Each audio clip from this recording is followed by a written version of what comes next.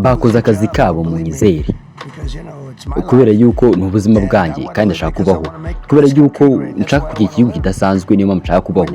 Ariko urabizi yuko uri umuntu w'ingenzi barakurwanya, ariko waba uri umuntu utari ingenzi bakakureka. Iyi ni inshuro ya kabiri Perezida Zunze Ubumwe za Amerika Donald Trump agerageza kuraswa, ariko Imana igakinga akaboko. Perezida Zunze Ubumwe za Amerika Donald Trump yavuze ko kuwa gatandatu umupolisi yarashwe mu gikorwa cyabereye mu biro bya White House Correspondent Dinner i Washington DC. Iki kikaba ari ikirori ngarukamwaka aho urubuga rw'itangazamakuru rugirana ibiganiro na White House. Yagize ati umupolisi umwe yararashwe ariko arokoka kubera ko yari yambaye agakingirizo k'amasasu ikizwi nka antibar. Yakomeje avuga yuko uwo mupolisi yarashwe ari hafi cyane kandi imbunda yakoreshejwe ikaba yari ikomeye, ariko iyi antibar ikomeza kumurinda.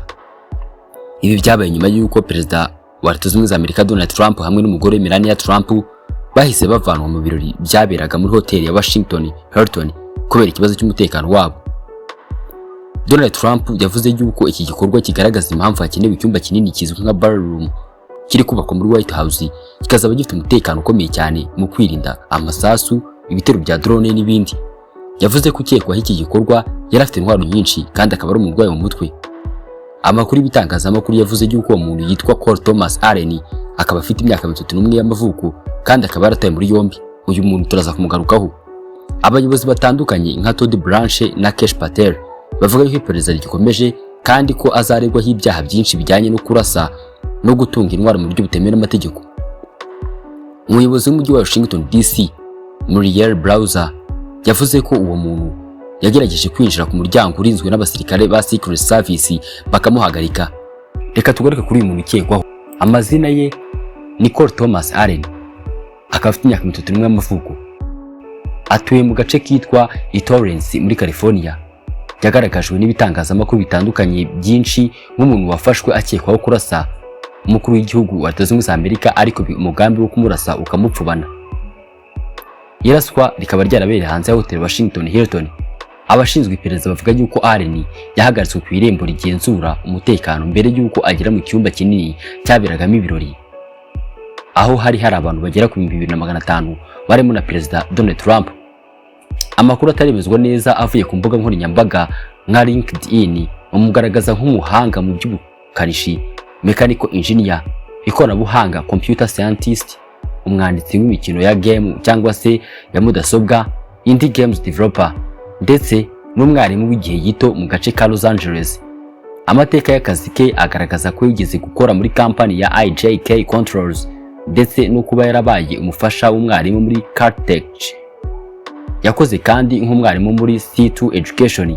Mu mwaka wa 2014 yitabiriye gahunda ya NASA y'ubushakashatsi bw'abanyeshuri muri Jet Propulsion Laboratory.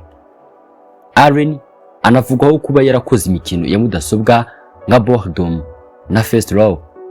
Hari amakuru avuga yuko yaba yaratanze inkunga mu matora ya Kamala Harris mu mwaka wa 2024 kandi akegukana igihembo cy'umwarimu w'indashyikirwa muri Los Angeles County, ariko ibi ntibyemejwe n'inzego za leta. Umushinjacyaha wa leta wo muri Washington DC Jenny Pirro yatangaje ko Allen azaregwa ibyaha bibiri birimo gukoresha imbunda mu gikorwa cy'urugomo, gukomeretsa umukozi wa leta akoresheje intwaro.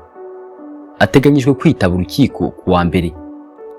Umuyobozi wa polisi wa Washington DC Jeffrey Carroll yavuze ko ukekwaho yari afite intwaro nyinshi zirimo imbunda nini, imbunda nto n'inkota nyinshi. Yagize ati akimara kwinjira muri iryo genzura, abashinzwe umutekano ba Secret Service bahise bamuhagarika.